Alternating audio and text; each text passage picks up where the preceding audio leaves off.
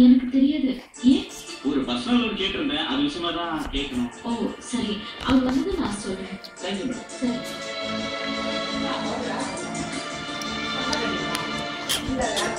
Sir, Manoj sir இன்னும் ஆஃபீஸ்க்கே வரல.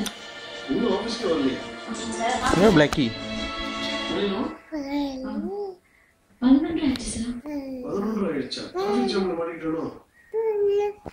அப்படித்தான் இருக்கும். இதுக்கு ஃபோன் பண்ணு.